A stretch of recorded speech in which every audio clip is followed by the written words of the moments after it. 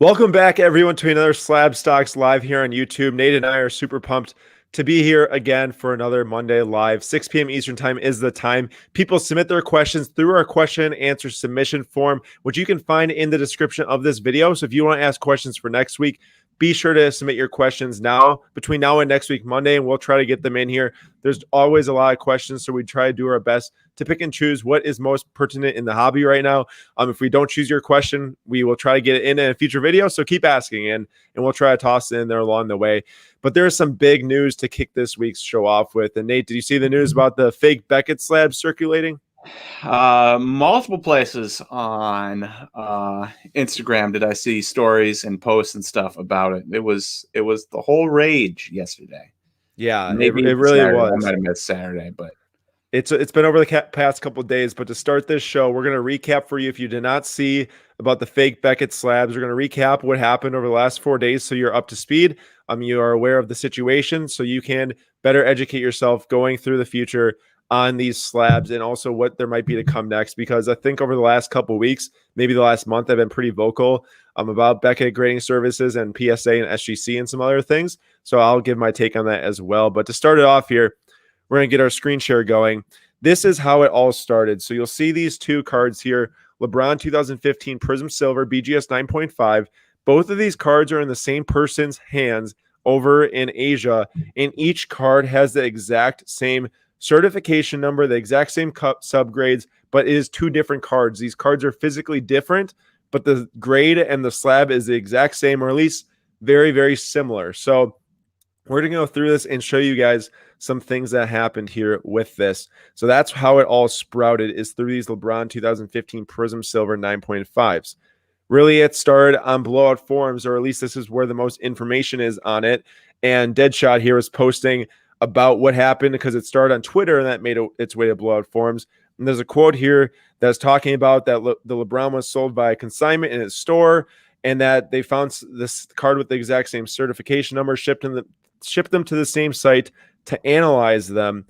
And then we get here and we're looking, and you see right there where the certification numbers are the exact same thing on the left, 00107200294. So if you were to look it up in the Beckett database, you would actually see the fact that it's a real card, or you would think, based on this slab. And just to start off, they are very, very similar. I mean, those labels are extremely similar.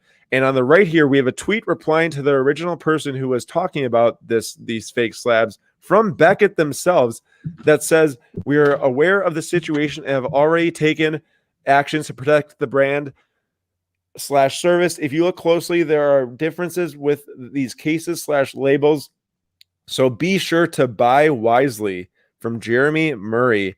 I don't know about you, but I would not be telling my customers to buy wisely if some, or at least that be the closing statement to something. If some Beckett slabs just came out that are fake, that look this similar, I would do everything I could to try to debunk the differences to help others, instead of just saying, "Oh, that's basically just saying, "Oh, look, something similar. Better do your research. We're not going to help you." Exactly. So not a good look there at all, which actually has been following a trend I feel from Beckett in the past couple months and 2020. So here's some more digging into this, and this text is a little small for me to read, but I'm just going to summarize because I have looked at this today. Is that right here? Would you like me to read it for you? Oh, sure thing, if you want to. The original posted by, or the one underneath it? You can start with the original posted by, and then we can get into this because this is a point here. All right. If anyone sees any issues with either slab, be careful not to post specifically what the issue is. We don't want the counterfeiter to improve on their work. For those saying one is a fake, which do you believe to be so? One of them definitely looks off to me, off in quotation marks. And then this is 100% on Beckett for not upgrading their slab security since 2001. I disagree that we should not post differences. If the scammers improve their craft and Beckett does not respond, then they might as well just close up shop, because all their trust in their slabs will be destroyed. Here is the difference I spotted based on the Twitter photos that Kyle linked. Beckett flips labels. Beckett flips. So the flips is another name for label. They call them the same thing. Okay. Come from perforated sheets. Therefore, there are small teeth on each flip. One of the two gold flips in question has teeth. The other one does not. Let me see if I can spot that here on this bad boy. So if you look right here at the very top on the left one, it says flip has perforation teeth. On the right, it says flip has no teeth, and it's a smooth cut. Now, Nate, I will say, so yours has the perforation? Yeah. Got you. So let me go on to the next slide as you look at that, because this is saying that the subgrade text is too spread out. The real flips are more condensed. And then at the bottom, it says, hold on, I have cards that have perforated edges on BGS slab, and they are real because I took it up there myself. I actually have cards both with perforated and non-perforated cards, or sorry, labels. So now I'm a little worried. So now there's people saying they have slabs that have both perforated and non-perforated that are real. All of the edges on mine, which I know is a legit slab because we sent it in ourselves, are perforated. Yes. So now there's people saying they have ones that actually are straight edge too that are real as well. Okay. So it's getting a little bit more dicey here. Here's another one of people looking into things, and this is about the slab, how it stacks. So the top slab is stacking a little funky on that left side. You see it doesn't stack exactly. Beckett slab should stack exactly. And if you actually even look closer at the Beckett, the two different fonts are different here. This is a very subtle change, but the bottom one, which is the real one, 99% sure. Actually, yeah, so the bottom one, if it's stacked, or the one on the left is real, has a little bit of a thicker font. The one on the right isn't as thick, but let's be real. This is super similar. Like, this is not like a knockoff. This is like a really, really, really close fake. So this is where it gets a little bit more intense. This is where more info starts to come out to where we can maybe have a little bit more of knowledge base based on what's going on here. So this came via Card Porn on Instagram, and the BGS 10 Luca here has a big fake on it, and it has the patent number circled on the bottom. So this is really where people started to be like, yes, this is real. No, this is not real, because they've spotted on all the fakes so far. Let's keep in mind, this is so far. These things could still be coming out now. We don't really know exactly, what's going to go on with this. All the fakes on the bottom that are fake do not have a dot between the PAT and the 6295. And I'll show you that in future slides here to get a little bit more in depth. This is just the explanation that I kind of just talked about. So I'm probably going to skip over this because it's, you don't have to sit here and read it. You can pause it if you want to and read it. Let's say that. And then here's more info for you to pause and read if you do want to do so. But really, this is what the slide that you need to see. So on the left is a fake one. There's no dot between the PAT and the 6.2. On the right, there's two real ones with the dot between the PAT and the 6.2. Now, let's be honest. That's a very easy switch for the fakers to go to their little machines and put a dot in there. Is it not? I mean, this could be added as of tomorrow or today with people figuring out about this, or at least the scammers. So it's not really something that is going to hold up for too long. I'd say at least finds the fakes in the marketplace today, or as of before people discovering this, or at least we so hope. But in general, so this is the last slide here. In general, this is something that is not good at all, because I knew this, Nate knew this, everyone that probably is into, cards knew this, but as more money comes in, as more people get involved, more scams come, more fakers come, more disingenuous, dishonest business comes, and it's really disappointing, especially for someone who's been collecting cards their whole life. Seeing stuff like this, people trying to rip new people off or even old people off, because let's be real. I mean, I pick up that Lucas slab for the first time, and I probably don't know if this isn't circling as fake versus real, that thing's fake. And for the past several months, I've been pretty against Beckett vocally due to their lack of customer service, their lack of improvements, their lack of transparency with their customers about how long their wait times are. Well, they haven't said how long their wait times are, but they haven't been making any efforts to make their customers feel like that they're improving them by hiring, by putting in technology. Nate, I see you got something to say. Yeah, Spin Zone. This was PSA putting out BGS fakes. No, not happening. No, this is for sure coming not from a company. No, this is for sure some underground people trying to case in some Beckett cards to sell for more money. But it is a little interesting to see that how this is starting, because let's think about the LeBron 9.5. That's a that going from raw to 9.5 in that card is not much money at all. It's not even really worth it to do that. It's definitely a ploy to start to do this as small scale to build this up to a bigger scale. So, like I'm saying, worrisome. On the other hand, a lot of people in here are saying just buy PSA and don't buy BGS. I will most likely agree with that for grading your cards because PSA, bless you, Nate. PSA has got their security measures have ramped up significantly over the past 10 years. They now have the new Lighthouse label, which is kind of like how they print money, how they have their certain hologram that supposedly can't be copied. Can people do it? Who knows? I'm not a scammer, so I wouldn't know. But when it comes to at least what they're doing, they are doing a lot more that is helping their security, helping their buyers' confidence. And BGS, who hasn't switched, as you can see on this slide, they haven't switched their labels in forever. If you've seen a label from 10 years ago, it looks the exact same thing as the label now. It looks like the exact same label from 15 years ago. They did make a switch at one point where the subgrades went from the back to the front, but there's never been any big improvements security-wise for these labels. It's a huge issue. And I've actually said it vocally on our live streams in the past couple of weeks. I would not be surprised if Beckett really goes downhill in the next 2 years. Their prices are going up a ton. They are failing to meet any sort of customer service level in terms of, helping out, improve their customer experience, helping improve their operations, helping improve anything. And their secondary marketplace values are going down. And now this happens. I mean, not good looks. Not good looks at all. I'll definitely agree. I don't with the people in the comments too.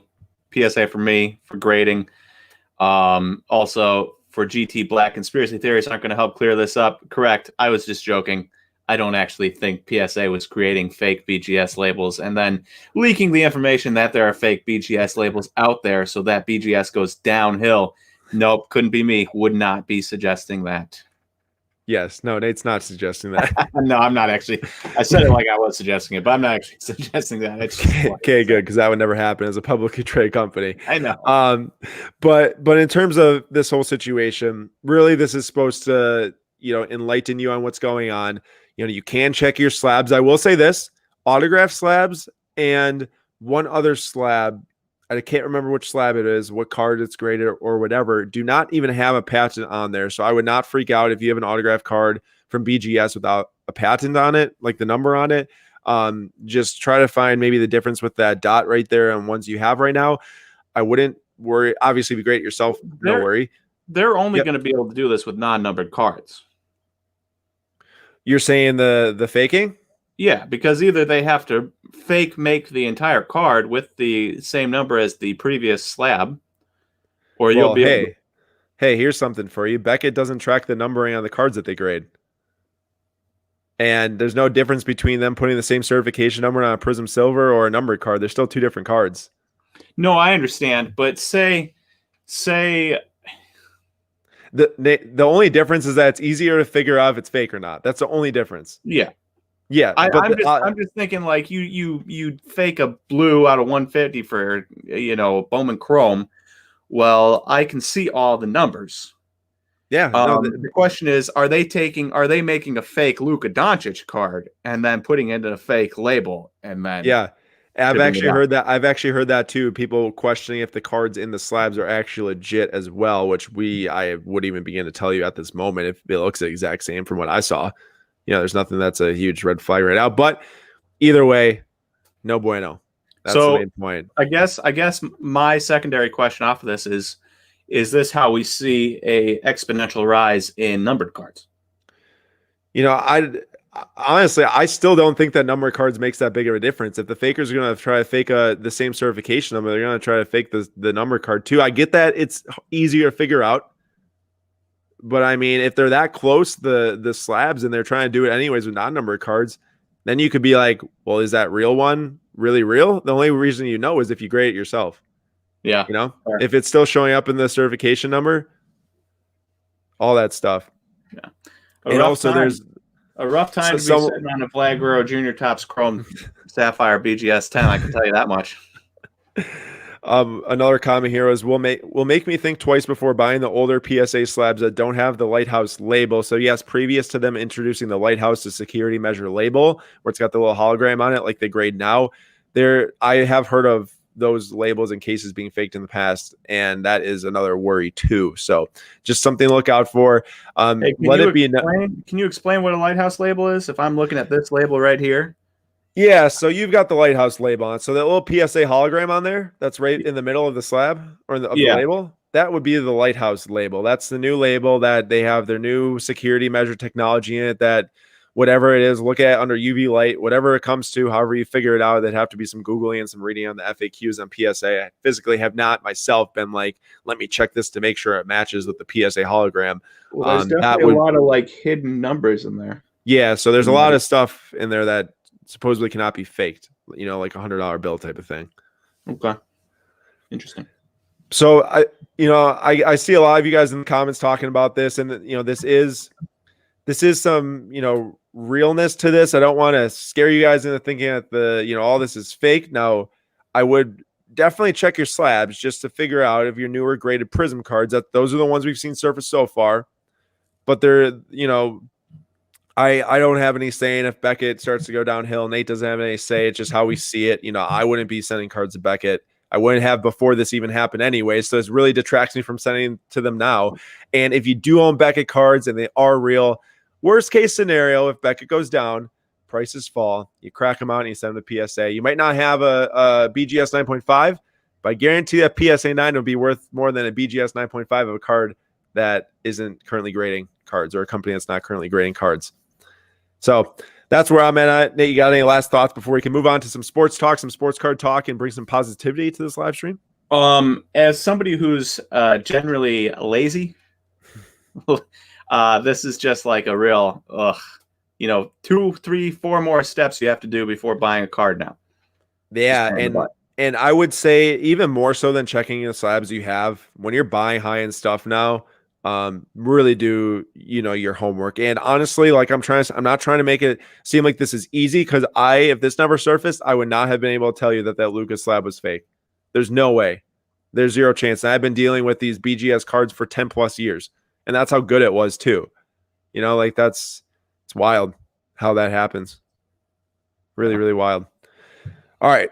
Here we go. Moving on to the live stream and getting some good sports card talk here. Also, thanks everyone for joining this live stream. I see we have 90 people. Really appreciate that. If you guys can, please hit that like button and that subscribe button. It definitely helps us get more viewers on this live stream. It'll help distribute it to more people so we can get people in here to discuss about these sports cards that we're about to, because we're really excited to have you guys here too to discuss. So for the first question from ECCC, more of a topic than a question. At least once a week, I hear about the card bubble crashing. Just once, I would like to hear about how every NBA lottery pick since 2017 to 2018 is still being prospected on like they're a budding superstar. Eventually, most of the money will fall out of these cards. This is not a crash. This is just how the hobby works. So I see this as twofold. It's almost funny because you read the first part of the question or the comment, and you're like, oh, it sounds just like the people saying that the card bubble is a thing. It's crashing, all that stuff. And then you read the second half, and then it's kind of contradictory. But I think that it's real. What he's saying is that just because some random player that doesn't pan out goes down in value, or people lose interest in him, doesn't mean that's a card bubble. It just means that people aren't risking as much money in these non-stars. Well, look at football, right? Every year there's a new crop of quarterbacks. People are really excited about Justin Herbert, and they're really excited about Joe Burrow and Tua, and they're still excited about Kyler Murray. Mm-hmm. And the excitement's waning a little bit on the Baker Mayfields and the Lamar Jacksons of the world. And the excitement's waning even further on, now Carson Wentz is terrible. We know that. But still, 2 years ago, Carson Wentz would have been a very hot name, right? Mm-hmm.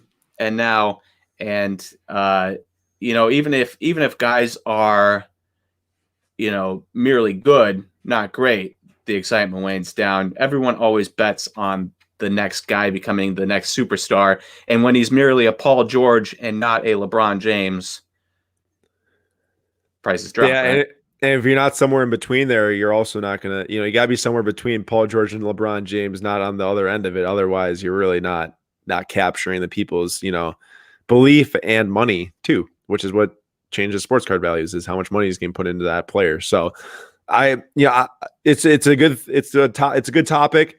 I also reiterate that, cards is not a bubble. We are seeing right now all that hype that was going into the bubble for basketball is coming right back with the new NBA season rolling around. People has had to, go and venture into football and into Pokemon and into anything else that they want to in that meantime to keep them excited. And now you see what that date coming out, the December 22nd start date, trade starting to happen, all this other, affects the draft the in draft. 2 days. The draft on Wednesday is a huge thing as well. There's a lot of stuff that people are getting excited about in the basketball card marketplace. I'd urge you to go look up any of those new rookies, kind of like in this range, 2017 to 2019 of NBA players, PSA 10 grades, and most of them are going up in value at least 10 to 30% in the last month alone. Hey, if we can go off on a little bit of a tangent, just a bit. Very excited about this draft because it feels like one of those years where the Bucks have the 24th pick, and that player is not going to be really that much lower upside than somebody with the 10th pick, which is kind of exciting because, in 2013 when the Bucks drafted Giannis 15th and the Jazz drafted Rudy Gobert 27th, those are like the two best players in the draft. Victor Oladipo, CJ McCollum, guys like that. But those are the two best players in the draft, and they were taken in the back half of the draft. And I feel like this year could be the same thing where there's going to be steals up and down the Prism list,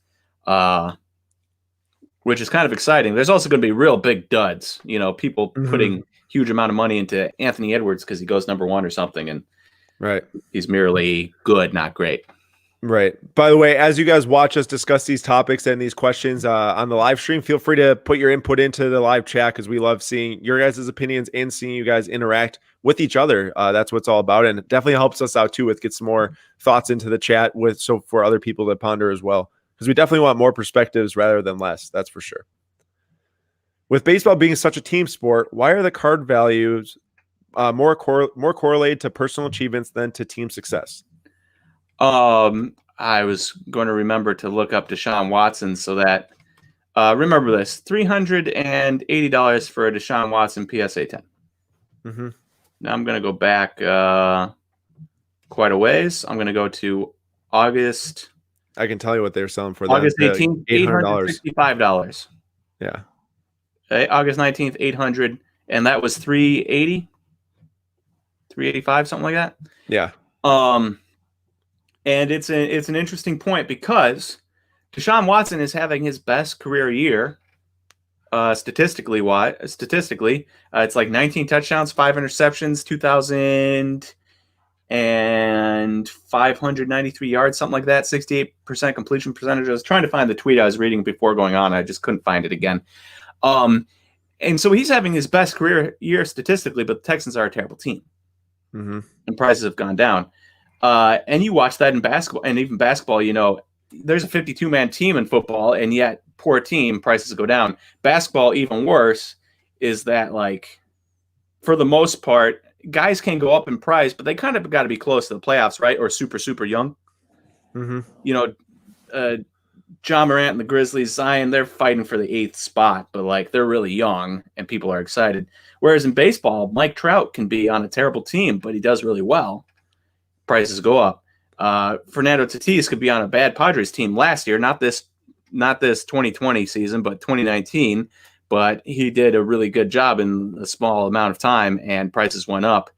And I just think it's because of the 162 game season. There's so much baseball being played. There's so many losses for every single team that people don't really care as much as, say, a guy, having 7 home runs in 5 days, something like that.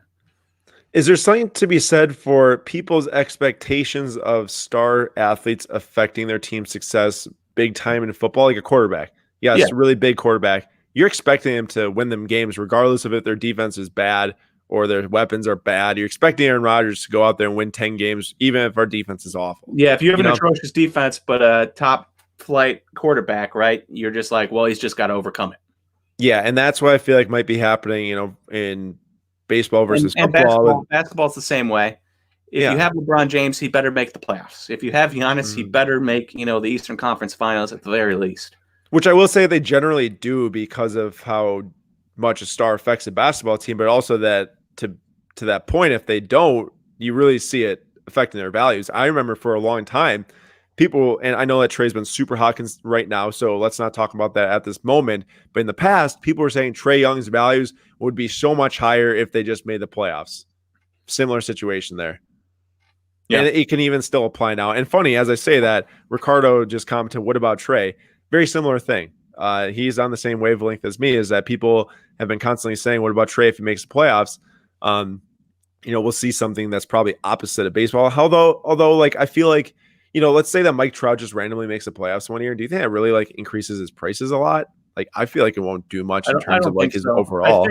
I think people just really understand that. Obviously, now having Mike Trout's entire career to this point as a reference point is that one guy doesn't make a team, but one guy in baseball can clearly be the best player in the world, right? Whereas, one quarterback makes a team for the most part. You can have a pretty bad team, but you have a good quarterback. Look at the Seahawks. Yeah. Well, they have lost 3 straight now, right? Or they lost 3 out of the last 4 or something? 3 out of the last 4. Russell Wilson in his last 5 games has 12 touchdowns and 8 picks. Shout out Badgers. Go Badgers. Hey, go Badgers. 49-11. 49-11 against Michigan. Hey, that was an enjoyable game to watch. Yeah. But you better be a Badger fan, huh? Yeah, it's just I think people expect less from individual baseball players than individual quarterbacks. And just quarterbacks. I'm not relating this to any other NFL position. Yeah, they expect less in terms of a team effect. Yeah, is what you're saying. Good deal. I agree with that too. Okay, so this is a loaded question here from Diego. Which basketball cards are the best to buy in general? Also, would it be a good idea to collect/invest in Select's 3 versions of basketball cards? And then could you name your top 5 players for the next 2 to 3 seasons? In the NBA. So on the far right here, we are looking at a video I did. Aaron, let's address some of these comments on the right side here real quick. Oh, okay. Yeah. No, you're good. Anna, I just turned in. Are they saying the slab is fake? Does that mean the card is counterfeit? We don't know. Maybe not. Nobody has any proof either way. Devontae Graham should go to a big team, man. So underrated. Don't have to tell me twice. I love Devontae Graham. But also something about this draft and coming up, there's a lot of players. There's a lot of players that have big-time card implications on their hands if the Knicks draft Obi Toppin, per se, and he's instant offense. What happens to RJ Barrett's values? We'll talk about that in a little bit. That's really interesting. And so Devontae Graham's kind of the same way. If like Alonzo Ball falls to, or if it goes to the Charlotte or the Chicago, what happens to Devontae or Kobe White. But anyways, we'll cover that in a little bit. Yep. I was looking at a couple more, but we can keep going. Yeah. We don't. There's a lot of debate here versus BGS, PSA, and their grading inconsistencies, corner wear, all that stuff. There's a lot to cover on that, and not necessarily something we can jump into at this moment. And I think that there is definitely like some conflicting viewpoints in the comments that I don't know exactly what you all believe, but I would say that PSA in general is a much tougher grading company than BGS, especially now. They've really changed their grading style. I've been seeing a lot of people are coming back with really low grades, but that's another day for sure. If y'all want to throw a question in about that into the form for next week, please do so, because we can talk about that next week. But in terms of this question here, about the basketball cards, what are the best parallels to buy? I did a full video, 40 minutes long, covering Prism, Select, Optic, National Treasures, Immaculate, different sets, and the parallels that you should be focusing on from those brands. So definitely go check that out, because it's going to have the most in-depth stuff about the specific parallels. But I would like to talk about question 2 right here is, would it be a good idea to collect/invest in Select and their 3 versions of basketball cards? We have both, I'm speaking for Nate, but I'm assuming he's going to agree, is 100% yes. I think that Select is probably one of the best basketball sets put out every single year in terms of rarity and sets. I love it for football too. Yeah. Oh yes, football too. Not just basketball. I should say football too. In terms of rarity, population reports, the design, how they have action photos, all that stuff. The parallels of it are insane. It's definitely a home run set in my opinion. I think that you can't go wrong with any of the 3. But I will just comment that left to right, the left is the concourse set, the middle is the premier set, the right is the courtside set. and they make up the full 300 card checklist for the set. So concourse is 1 to 100, premier level is 101 to 200, and then courtside is 201 to 300, and it increases, so it gets more scarce as you move from left to right. And the courtside are the rarest by far. Premier and concourse are pretty similar in terms of rarity, I'd say, when it comes to the silvers. Premier? You don't like Premier? It's in like a visually appealing aspect. The middle Luka card looks like trash. Well, I guess I'd say this. Premier is my least favorite. I'll say that. But I think that's very yearly dependent, because I really like 2017's Premier for the silvers and the base, but the parallels for the Premier level are all die cuts, and I don't like the die cuts from 2017. But when this card is die cut, it gets rid of all that, all the corners and everything, all that, the black corners and whatever, and it looks way better as a die cut in 2018 than 2017. So I think it's a little, there's some personal opinion that goes into that, but I would agree with you that's the worst out of this 2018 select, in my opinion, for sure. And then, could you name your top 5 players for the next 2 to 3 seasons in the NBA? Nate, you want to go on that? I just added that in, when I was making these, because it was a 3-part series, but you don't actually have to answer that. Yeah, I mean, for me, don't go and invest on this information, but I've got my top 5 players easy. Okay, Giannis, Devontae Graham. I was waiting for that. Joel Embiid, Kelly Oubre. And then I'm going Devin Dotson. Let's see where he lands. Maybe late first round, maybe early second round. The speed, maybe the shot comes up, and whoop, Devin Dotson's so fast. I'm not gonna necessarily. This is such a subjective list, the top 5 players, because your number 5 can rotate between like 10 guys probably for that. Well, but it's just as subjective as saying, "Oh, he's a top 5 player in the NBA." The top I know. 5 player list in the NBA agree. Goes 9 deep, I agree. And that's why I'm just going to give, favorite player, number 1, Giannis. And then I'm just going to give my 3 favorite young players right now. This is not in terms of card investing. I'll make it known.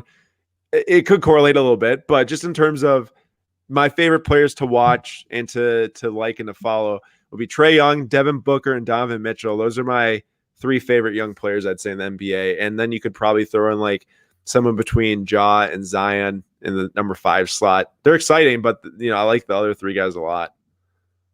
Shea, actually, there we go. I'm going to put Shea at number 5. I just saw 42 Pros say no Shea. Come on, Nate. Shea is definitely one of my top 5 favorite young players in the NBA.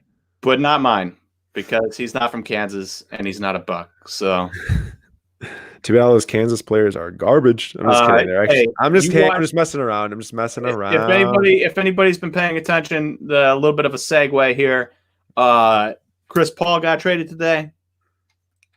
Obviously, the Thunder picked up another first-round pick, but they also picked up Ricky Rubio and Kelly Oubre to match salary.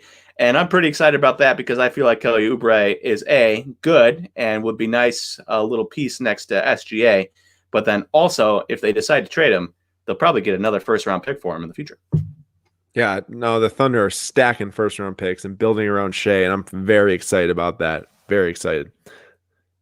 All right, next we got, I don't know why it's not going next. So there we go. All right, this is a very long question. I'm just going to sum it up. Asking about the 2019 Panini National VIP cards. These came out of the gold packs at the National in Chicago last year. And the question is, this is a 2019 card, but it has a rookie logo on it, the question says, for the Tiger card.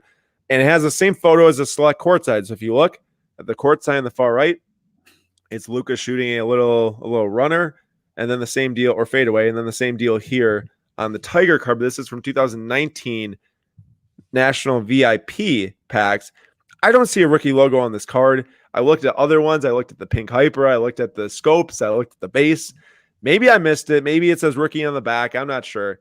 But I guess my point is that if you know that these say rookie somewhere, please say it in the comments, and I will discredit it because it's not a rookie card. It came right before, I guess this was probably like his second year card, I'd say.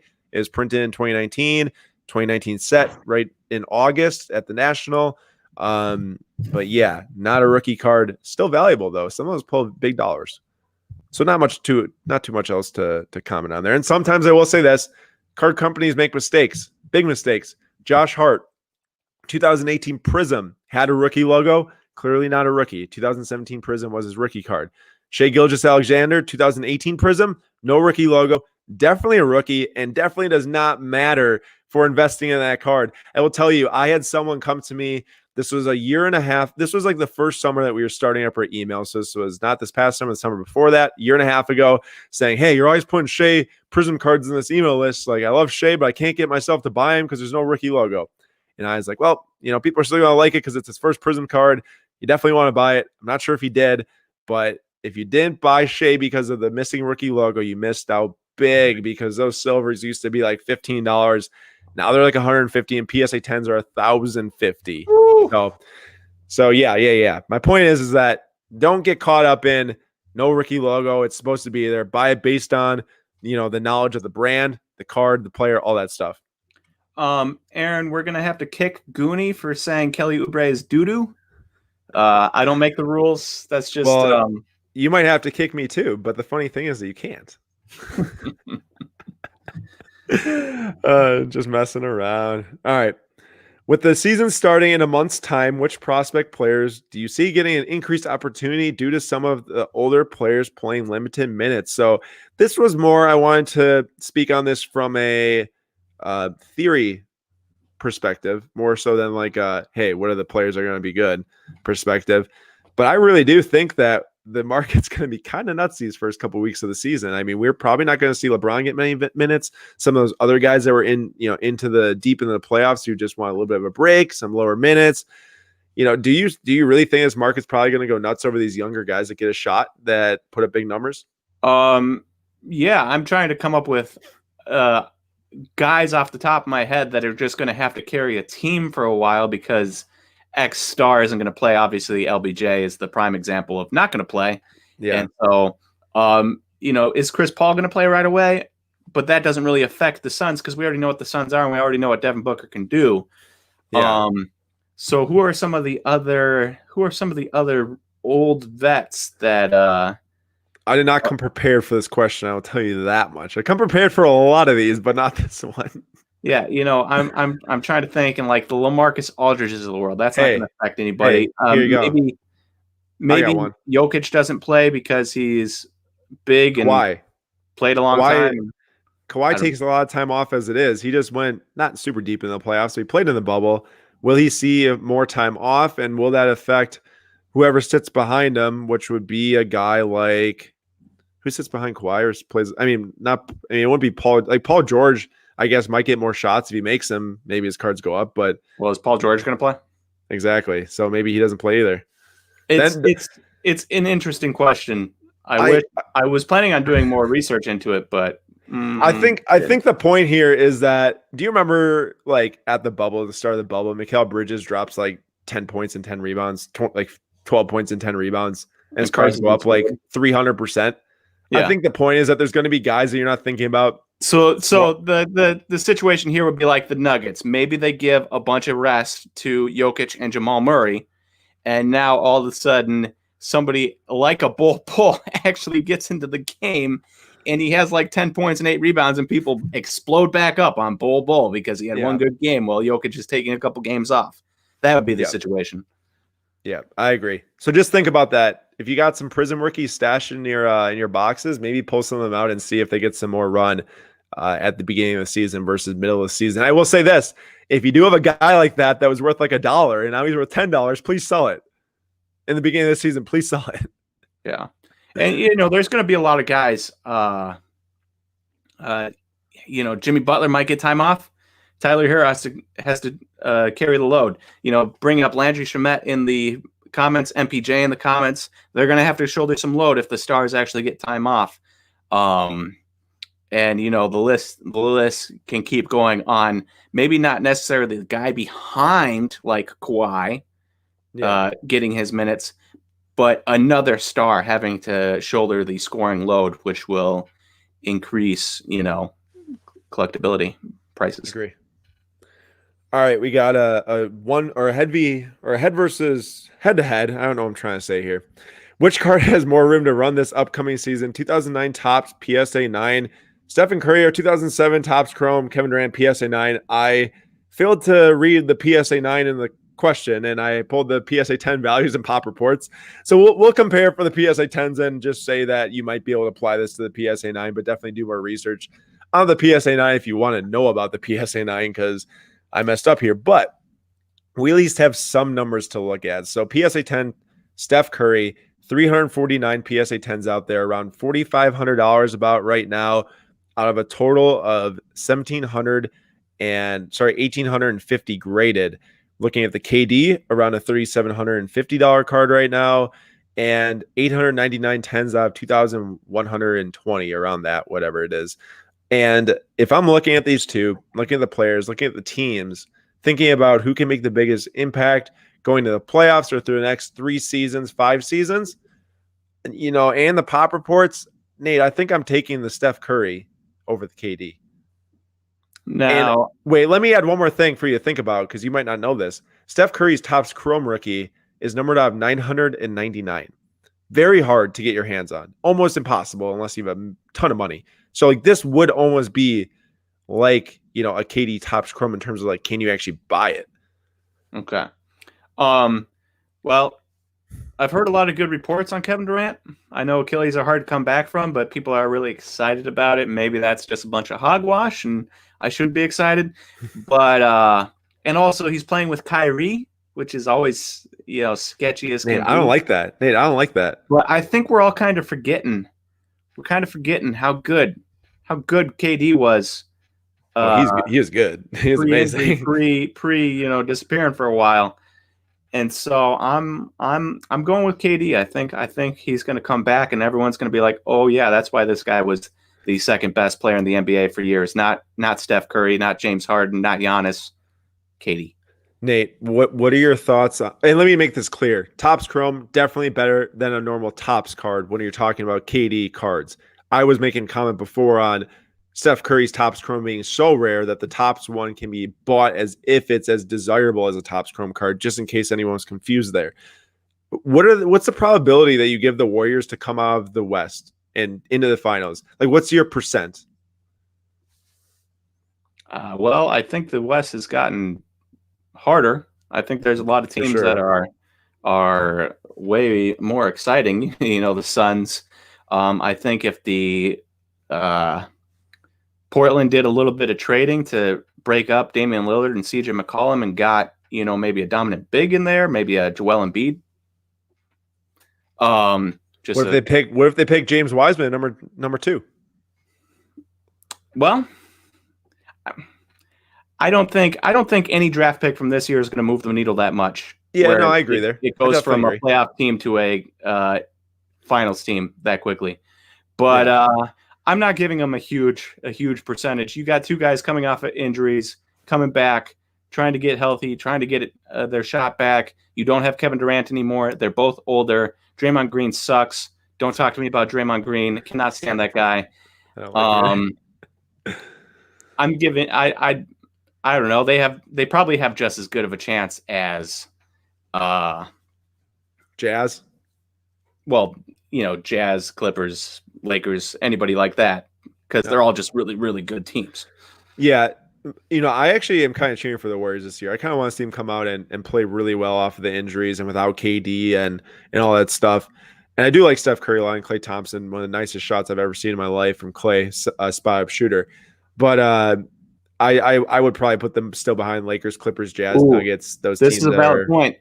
What? They have the negative asset of Andrew Wiggins on their team, and that will just make them worse. I forgot about Wiggins, dude. I totally forgot about Wiggins. Yeah. Well, it'll be interesting to track this year. I'm really excited for the NBA this year. Once again, I think it's going to be an awesome season. Again, very, very excited. Also, thanks for everyone watching. We had 140 viewers in here. If you can hit that like button, would really help us get this video into more people's hands so we can have these fun discussions in the live feed like you guys are having right now. I see you guys going at it about the Warriors and Wiggins and some other Draymond. All right. I have too many buddies that are Michigan State fans. I cannot support Draymond. No, I don't like Draymond at all. Even though I like Gary Harris, so... Carlos S. Everyone forgets Wiggins because Wiggins is trash. Kelly Oubre, who is a Kansas Jayhawk, and Andrew Wiggins, who is a Kansas Jayhawk, Kelly Oubre is a better player, and nobody would have said that in a million years when they got drafted.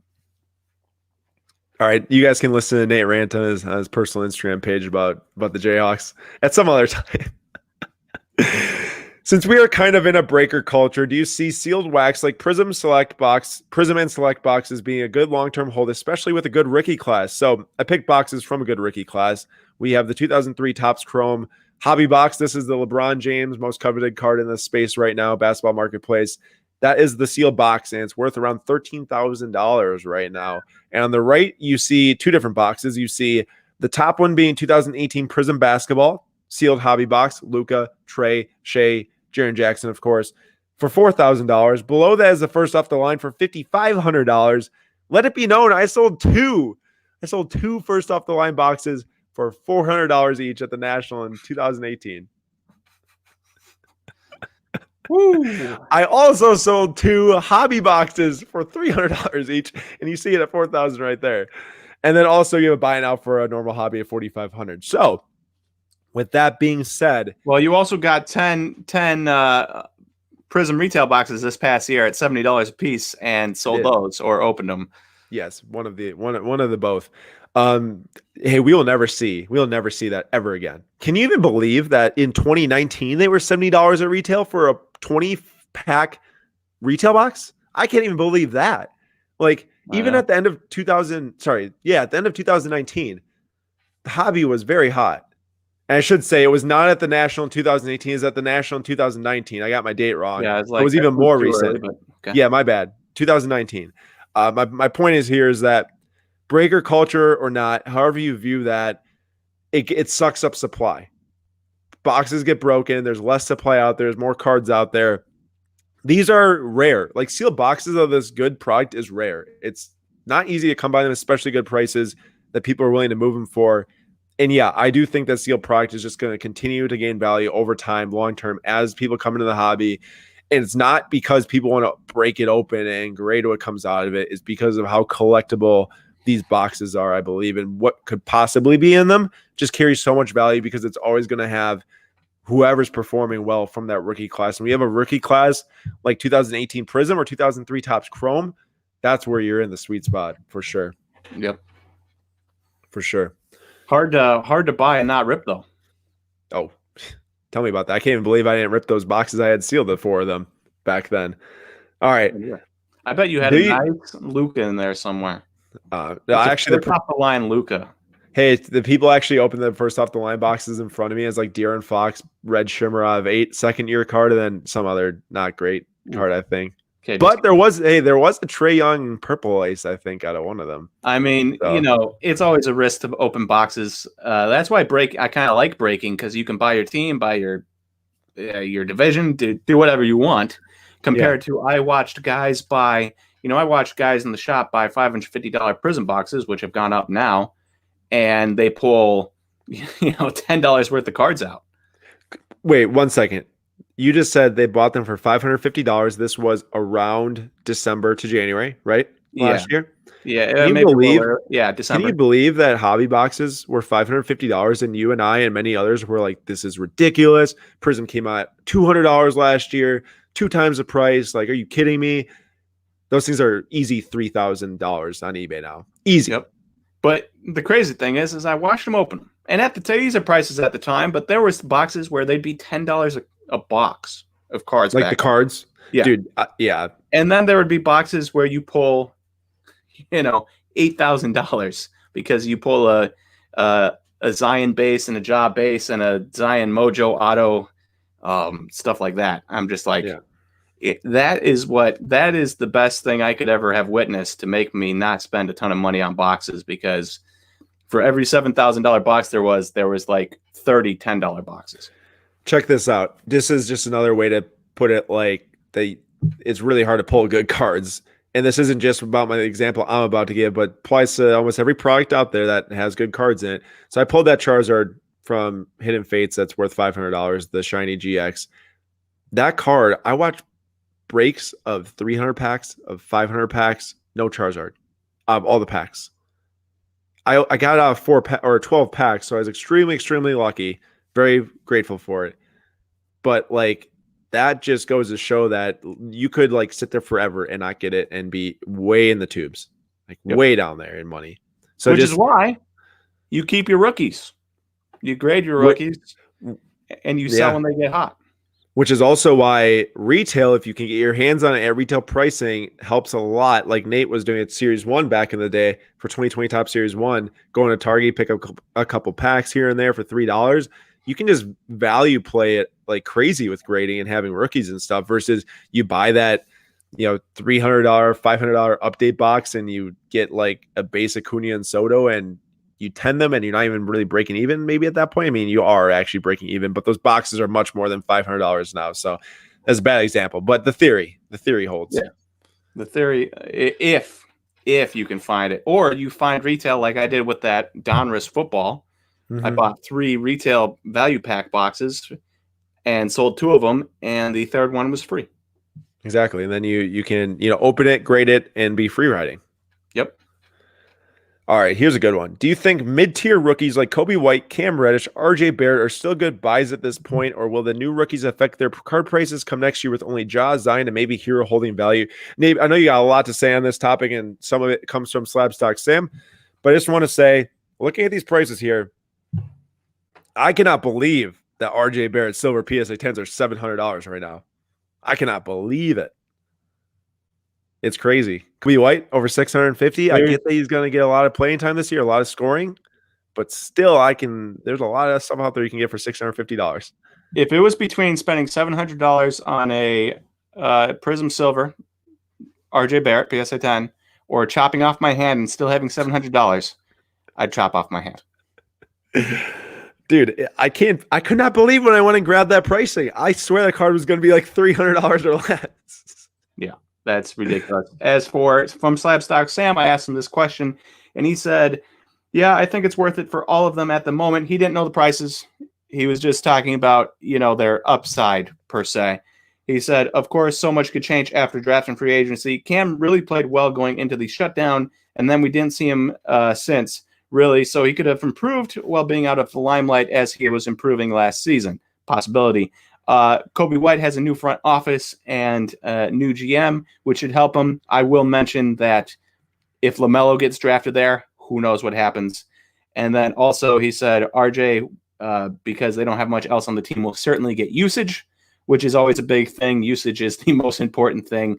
I always come back to Devontae Graham because I love him, but Devontae Graham's not nearly as valuable a player if he doesn't get the usage he does last year, right? Because his shooting percentages were not very good. And yet, because he got a ton of usage, he was in the limelight, people use him. RJ Barrett could have the same thing happen unless, whoever they draft at the number 8 spot impedes his usage rate, like in Obi Toppin, though I don't think Obi Toppin will be there at number 8. Let me just say this as, that was good breakdown right there. But just thinking about this question in general sense is that comparing it to new rookies and their cards coming out, you're not going to want to buy the new cards that are coming out of the rookies yet. I mean, you're not going to get NBA Hoops until January. You're not going to get NBA Prism until March. You're going to have a long time until you can even snag rookies of the new rookies that you want. And that's even given that, the draft class is something that you desire. I think a lot more people just like, in general, would rather have the 2019 class, maybe even minus the top 2 stars, comparing Anthony Edwards, LaMelo to Ja and Zion, just after that even, would rather have 2019. I mean, I'd rather have 2018 than both of them for sure. Yeah. But I think that if you're looking to put money into players, this is not just for 2019. I know all these questions were based in 2019 class. Just put it into 2017, 2018. Those players that can build on their careers. I think there's going to be so much risk coming out with these new rookies. People trying to chase the next shiny object, and we don't even know if they're going to. Well, the disappointing thing about these new rookies is I feel like there's definitely going to be some high upside long-term plays. Yeah. Where, they're not quite what you think they're going to be now, but you buy on like Seiko, the Demboya. Why can't I think of his name? Demboya. Yeah. Like him, right? Upside for days, might not get there, but a nice long-term play. There's definitely going to be a lot of those. I just think there's a lot of And that's when having Prism now would be nice, so that by the time somebody like a Toppin or an Anthony Edwards blows up for 20 points a game or something unexpected, you can buy those cards already. What is nice is that you don't have people buying into LaMelo and then he gets stuck on like the Timberwolves or something with D'Angelo Russell and he's not that good and prices plummet. So it's a two-edged sword. Yeah, and definitely need to leverage like the grading aspect. And I know Nate was talking about like have them so when they do pop off, you have them. Well, and even more, just to take it one step further, is you should be grading those cards during that time frame that you're waiting for that to happen, because if you have those graded cards, once they do, those just sell so much quicker for sure and so much more value. Yeah. Killian Hayes will win an MVP. You heard it here first. I would take the field over anybody from this draft class winning an MVP. I would probably agree. Awesome. So this is the only Pokemon question in this live stream. It's about the brands before 1999 base set English version came out, talking about the Top Sun from 1995 Japanese and the what's it called? I don't really want to say it's wrong, but it looks like Cardass vending from 1996. Cardass, whatever it is. Maybe it's just a typo. No, it's not a typo. Look at that PSA label. It's not a typo. It's actually what it's called. And, okay. And I'll tell you what, it's asking what will be more accepted as the first Pokemon cards as time goes on. I don't really know, because this is such a subjective opinion. Some people like the English set, where it's like this was the first one I collected growing up. I could only buy that. Some people like the Japanese because they're printed first. But looking at that one on the far right, it's got a little mosaic feel to it. That card is pretty awesome of Charizard, that the vending one, the Prism card. I kind of like it a lot. When it comes to the question, which one will be more accepted, I think it's a toss-up. I don't think that this is like 2012 Prism is before 2013 Prism, obviously. That's, you can't debate that. Like with this, I feel like there's much more debate that can go into this given how people collect, because like for, maybe someone like Nate's age or someone a little bit older when they were growing up, or even my age if you're super young, 1999, you're not going to consider those Japanese sets, your first sets. You're going to consider that base set, the one from 1999, the 102 set, your first set. So that's how I see it. But I also have some pop report numbers here just to show the difference in rarity and stuff. So there's different holofoils and greenback, blueback of this Top Sun one, and they're anywhere between 4, or maybe that's just a mistake because they didn't start denoting them until a certain point about the backs, but anywhere between 100, 150 for those total graded. And then for this really cool Prism one here, there's 280 total graded of that card. And compare that to the first edition, there's definitely thousands of the first edition 1999 totally graded. There's only like 120 PSA 10s and maybe I don't know how many PSA 9s, but there's definitely more first edition cards graded than these two. So if you're talking about scarcity, these are more scarce. Here's another debate. I actually have been enjoying these one head-to-head player debates we've been having. Is Prism Trey Young still a good investment with his price rise, or is it better to move towards cheaper options such as Michael Porter Jr.? So I will tell you this. Both of these cards have gained significant value. It doesn't matter if it's Trey or MPJ. Trey has gained more value over the last month. He actually has went from like $1,600 to $2,500 now. That top sale on November 16th did sell for $2,500 on Buy It Now or Best Offer. So that card is appreciating at a crazy rate right now. We had an Instagram post about it, talking about how he's been out of the bubble, or he was out of the bubble, didn't play for so long. Maybe people's expectations are super high of him being ready to score a ton of points and whatnot. And then MPJ, I think, bottomed out around $800 for Prism Silver PSA 10, now up to $930, $920 around there. So Nate, are you taking that money? Are you buying 2 to 3 MPJs, or are you buying 1 Trey? Well, I think there's a multitude of things that run through my head when you say that, and Slapstock Sam would probably have a better answer than me. But I have been studying up on basketball significantly more, probably to the little bit of the detriment of my baseball studying up. But that's neither here nor there. The draft and free agency is happening, so I'm really excited about it.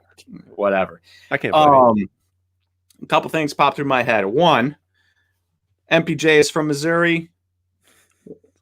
Went college Missouri, high school in Washington, but college in Missouri. Trey Young is from the Big 12. MPJ is from the SEC. So right there, you already have one good answer. Trey Young all day. Big 12 baby. Well, Missouri used to be Big 12. Yeah, and they were trash, and then they had to move to a weaker conference so that they could win games. They But moved they there for still don't win football games too. because they're still trash. And so that's one. Not very useful, but that's one. Number two, Trey Young is the only guy on his team from a going to have the ball and score. You got John Collins, and you've got DeAndre Hunter, and you've got Cam Reddish, and you've got Clint Capella. But we all know who the ball's going through. It's going through Trey Young. MPJ, on the other hand, unless some of the guys ahead of him start out, he's clearly third fiddle. And maybe he has the talent. He was the number one prospect in high school and projected number one pick until he broke his back. He has the talent to, shoot up that list and become the best player on the Nuggets. No question about that. But as for right now, I'm just looking at it. I'm like, I know Trey's going to get the ball. I know he's going to score. I'm not 100% sure about MPJ. Let's Doncic, the one, brings up a good point. Denver is a championship contending team versus Atlanta garbage. So there's two different sides to this. Either you're on a bad team, you get the ball more, or you're on a better team and you have to share it with other stars. If I'm going 3 MPJs versus 1 Trey, what do I do? I love Trey so much. I really do enjoy MPJ. I think that he's going to be really good. I think there's more immediate payoff, possibly a Trey, just because at the start of the season, I think that we know he's going to be shooting the ball, all that stuff. I think there's still like some question around MPJ elite. I mean, obviously there's a reason why he's a third of the price, but if you have to make a definitive pick, are you going Trey? I want to. I don't think I would, though, mainly because I don't have $2,500 to spend on any single card. Okay. Take money out of the equation completely. I'll take Trey. Okay, there you go. That's what I was looking for. And also to be said is that I think that Trey and Luka have been the two players that have pretty much started this basketball rise. And, we talked about Zion and Giannis in a YouTube video as well. But I think that, guys like MPJ, guys like Jaren Jackson, Shea, and De'Aaron Fox, and Jason Tatum. I mean, Jason Tatum's in that league with Luka and Trey for sure above those other guys. But I think that we're going to see those other players pull up in the near future. And there's a question here that says, or a comment that says, from Michael Brown, Shea Gilgeous-Alexander over MPJ. I'd take that bet. I take that bet too. I love Shea. I think a lot of people know that. Sam does. He's going to be a very, very awesome, exciting player on the Thunder for sure. And how much did Trey move up already? Because I feel like I wasn't paying attention. That could probably swing my answer. Yeah, because if MPJ just moved up by like $150 and Trey moved up by $1,000, do I really think that there's another $1,000 range for Trey Young before my 3 MPJ cards move up $500? Yeah, so you did miss out on that, which is why I brought up that comment about Trey and Luka starting at MPJ and the other guys following. Yeah, MPJ's up about 150, 125 over the last month. Trey is up 1,000, just right around there, 900, 1,000. Okay. Yeah. So you're. It's a good question. I enjoy this question because I could go both ways pretty easily if you just talked me into it. Yeah, easily swayed either way. Yeah, you think there's probably more upside, but I think Trey's safer. Mm-hmm. I think the same. PSA recently announced that they will be extending the years for the modern card classification to 2017 starting January 1st. Do we need to wait until then to submit our cards, or can we submit now and get cards when charged when the cards are actually graded? So if you don't know, PSA within the last 6 months broke their submission types into different years. So they did at first 2016 to present. All those cards cost X amount to grade, and it's the highest because they want to capitalize on, or they either want to capitalize on the amount of cards that are coming from 2016 to now, or they want to discourage the amount of cards that are coming between 2016 and now to slow down their wait times. So those are most expensive, and then everything else behind it is pretty much tiered down from there, or at least it's the same price. But I actually was not aware of it before this question. So I sitting here, I haven't heard this before, not 100% sure it's true. I'm assuming it is if someone asks the question, but they're saying that the modern card classification will be bumped to 2017. So cards from 2017 will not be included in that upcharge, and it starts January 1st. In my personal opinion. It's not even, it's just what I think sitting here is that you would have to wait until January 1st to actually send the submission, because when you make the submission on their website, it prints off a form at the time of the submission. It's going to be priced that way until January 1st on the submission. If you're planning on taking advantage of that cheaper cost for those 2017 cards to grade, I would wait until January 1st. Yeah, it's a month and a half, so not necessarily great, or you just pay the upcharge, which is maybe like $3 a card. Do you think they're going to keep, so January 1st and moving it up a year can't be a coincidence? It's going to be 2021 and they're moving up 2017. So do you think in January 1st, 2022, Ultra Modern will just keep shifting? So 2018 will no longer be Ultra Modern. In 2023, 2019 will no longer be Ultra Modern?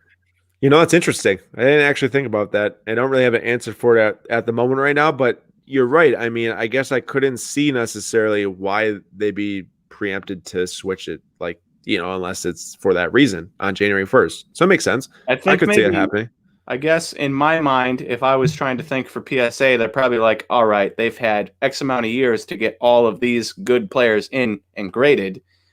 So now there's going to be less of those cards. So we might as well move the marker and give people a better deal out of them. Right. I feel you. 2 questions left, unless Nate has something to say.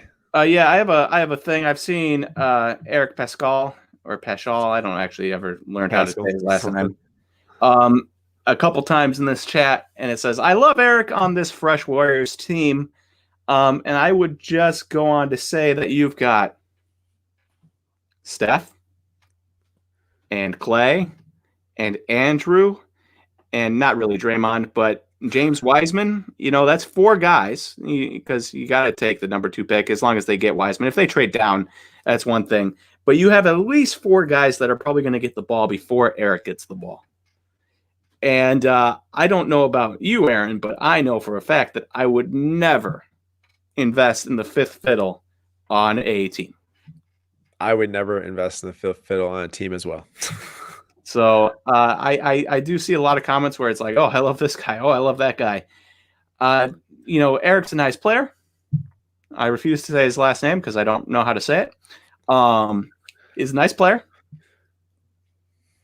But there's nice players, and then there's good investments, and I don't think he crosses over that line. And let's keep in mind, if you are investing him, it's not really an investment, it's more of a gamble, because you're trying to play that game where people go and flock to a card most likely after a couple good games or something like that. Maybe you're not, and you are actually buying for the long term, but not necessarily something I personally want to be involved in. Quinn Hughes, this is an NHL question here, so don't really have many of these, but I had Slab Stock Sam text me and say, hey, I got this question, and he wanted to get this in here because he didn't think we put it in here, so I said, I throw it in there for him. Quinn Hughes Retro Future Watch Auto. So I already realized I messed up here. It says Retro, and I'm actually looking at the real Future Watch Auto, but we'll just keep going with this. Last time I checked, Pop Report had 2 PSA 10s. How much does that actually affect the sale value of a card? Is the player demand worth more? Pop Report grade. The reason why I actually like this question is because it's got theories here that can apply to any sport. This is not the retro. I realize it says retro now. I took the one numbered on 999, which is the actual rookie auto. It's kind of, if you think about it, like, you take a card like a Topps Update rookie and then a rookie debut. Everyone wants a Topps Update rookie. They don't want the rookie debut. Similar thing here. I mean, people will buy the retro, but it's just not as expensive. And the PSA 10s of this card are around $515 to $400, depending on when it's sold. More recently, $400. And a non-graded sold for $250 and BGS 9.5 for $405. So my thoughts here are there's not a big enough market to sway a PSA 10. If this was basketball, baseball, the PSA 10 would be like at least 1.75 times the price of that BGS 9.5. At least it would be almost like $700 or something. So, I don't have many thoughts in terms of the hockey card market on this exact card, but in terms of player demand, does that outweigh Pop Report? I'd say yes. I mean, if you're looking at, what people want, they will gravitate towards a player before they gravitate towards a pop count. And that's not to say that pop count doesn't matter, because it definitely does. I mean, you've heard me say it here on IG Live, on YouTube Live, on Instagram videos, YouTube videos, whatever, how important the Pop Report is. But I think that if it comes to like, what is the person going to decide on more? It's player, then grade, then Pop Report is how I see how people decide, not necessarily myself or Nate or whoever, just how people decide. It goes player, then grade, then pop report. Hey, quick comment on the comment section. I'm seeing a little bit of Trey Young slander. I will not abide by it. Trey Young shoots 42% from the field and 34% from three. He's basically a boring Iverson. If you take his career percentages, yes, that is correct. But because careers are never just the whole thing and usually players get better, I don't think that's fair. So you should just take his 1920 season. And his 1920 season was 44% from the field and 36% from three. Now, obviously, that's not a huge difference. That's 2%, 2% each direction or for each thing, but that's still better. The other thing I think people forget about is they just look at the 3-point percentage and say, oh, 36 3-point percentage, he's supposed to be a good shooter. He's only shooting 36%. That's trash. Whereas Giannis shot 30% and he's a bad shooter. But gotta look at the attempts. Trey shot 9.6 threes a game, and I guarantee you a lot of those are off the dribble with a hand in his face, not unbelievably clean looks like a lot of guys. Like Giannis always gets a clean look from three, and he shoots 30% on like probably 3 attempts a game, whereas Trey probably hardly ever getting a clean look from three, almost 10 attempts a game and shooting 36%. If you took that number down to a normal like 5, I bet you he's probably going to be shooting like 45%, and then all of a sudden all you guys would be like, oh, Trey, he's a 45% shooter from three. So it's all about attempts per game. Yeah, because he'd be more. You can make stats tell any story you want. Doesn't necessarily mean it's true. Yeah, I mean, if he was shooting 5 attempts per game, he'd be more selective too. He wouldn't be taking those extra 4. But in reality, if he takes those extra 4 and hits one of them, he's still netting more points, I guess, than if he goes, for a 2-pointer or whatever. I mean, there's so many different ways to break it down. Just some quick thoughts on that. All right, last question here. Thank you, everyone, for sticking with us. There's been a ton of viewers this entire time, and we really appreciate that because it's almost an hour and 15 minutes. If that is more, it says maybe this is more of a December question. With the NBA draft tomorrow, which draftable player do you anticipate will have the most potential value going forward? Any potential dark horses? So Nate and I can give our brief thoughts on this, but this video here from Sam Dunks, it says the most interesting 2020-21 NBA rookie card investments, something you should check out because Sam talked about it last week, a very good video from Sam talking about some maybe under the radar players to keep an eye on.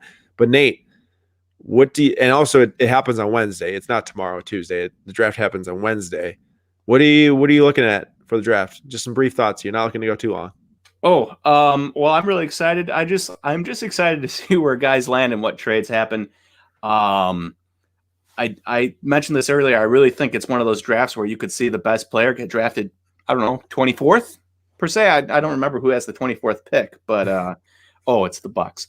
But it's one of those drafts where I don't really think there's a huge difference between the 10th player and the 25th player picked, right? There's a little bit of a difference, but it's going to be like when Giannis was drafted 15th overall, nobody was like, wow, Giannis, he really looks like the best player in the draft. It was a big wild card, and then he happened to land on a team with Jason Kidd that let him handle the ball. There's going to be a lot of coaches in the NBA that would not let a 6'11 guy, even if he had handles, handle the ball ever. And so you need to land in the right fit, right situation. And so that's going to be a lot of this draft. And for a lot of guys that are on the teams already, if LaMelo goes to Charlotte or Chicago, what does that do to Devontae Graham and Kobe White? Reversely, what does that do to LaMelo if they just decide, to run with Kobe White and Zach LaVine? If LaMelo, I don't know. It's just a lot of really uncertainty at this point, which is odd. A month from the season. Usually, at this point, you know exactly who you want to buy and what is going on in training camps and summer league, and we have none of that. It's all just a guessing game right now. Yeah, I totally agree. I think I'm just excited to see how these guys start to slot in on these teams. I think we know very little, and not just because, I'm sure people do more research than us out there. They for sure do, but I just think that there's a lot of uncertainty, like Nate said, and that can be interesting for the card market, especially when there's no NBA cards out there. It's the first time ever we've had a season like this with really no NBA cards to be seen before the season starts. And also something interesting is we have Prism and Contenders Prism and Contenders cards that came out before the draft. That's never happened before either. So that is going to be interesting. You know, if Anthony Edwards lands on the Warriors or James Wiseman lands on the Warriors, or all those, you know, Oakland natives and Warriors fans waiting to pounce on those cards, do they go buy up their favorite or their rookie at their team drafts? We'll see. I mean, in the past, you know, college jerseys definitely not an investment, and even now I would still say don't, because it's very risky and there's not that big of a time frame to sell them right now. But this is more intriguing than it has been years past. There is going to be 2 months or at least a month of a couple weeks of a season to a month before Hoops comes out, and then 3 months before Prism NBA comes out. And a good thing to remember too is that these rookies, they are getting drafted on what's today, Monday, the 18th of November, and the season starts on December 22nd. And they have not played a competitive game since March Madness. Not March Madness. Before March Madness. I forget, because it was devastating to me as the fan of the number one team in the nation, not getting the chance to win the championship. Hey, but the Badgers won that simulation, remember? I don't even want to talk. That's the stupidest thing I've ever seen.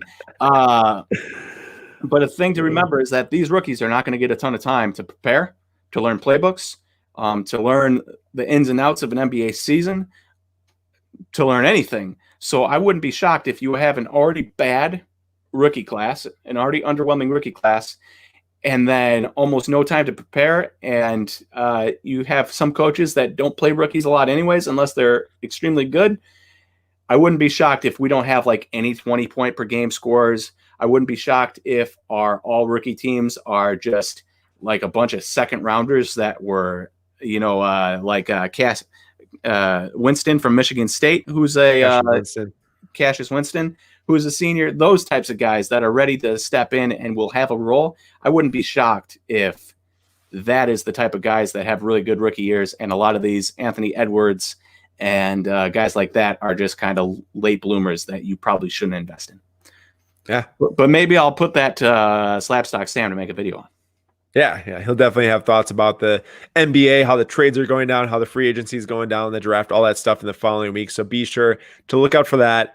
Nate, great live today. We covered a lot of topics, I feel. Yeah, we covered a lot of topics. A lack of baseball, though. Come on, guys. Baseball. Hey, you just said yourself that you're more focused on basketball right now. I have been, but I love talking baseball more. I like talking baseball. Just the NBA offseason is like one of the funnest times in the world. Mm-hmm. And we're getting it all condensed into 1 month, which is just super exciting. Yeah.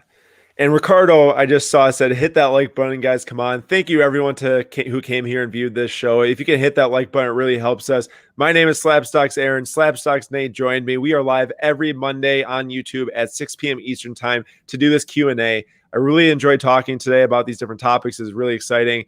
And thank you all for coming to watch. Nate, any last words here? No, I had a really good time. I thought we had a lot of good back and forth discussion. So thank you, everyone, and thanks, Aaron. That was a good discussion. Maybe one time we'll be able to get Slabstock Sam on this, and he can whatchamacallit. But do you know what's cool is that all three of us can actually be on this at the same time versus Instagram. Yeah, so we could try that out sometime. That would be cool. All right, everyone. Hey, 1 second. Crazy Piggy, best baseball prospects are with the Giants, not just Luciano. Something happened to Alexander Canario the other day, and I was going to bring it up, but I don't remember what it was, so this isn't very useful. But somebody look up Alexander Canario on Twitter, and you'll see that I feel like it was something about his prices going down because something happened, but I can't remember now. So my bad. Classic Nate. Can't remember. Yeah, definitely go search Twitter if you want to know, because Nate's not going to be able to tell you right now. So Thank you, everyone, for watching, and we will see you guys next week, Monday here, Slabstocks Live, 6 p.m. Eastern time. Thanks, everyone, for watching, and be sure to hit that like button.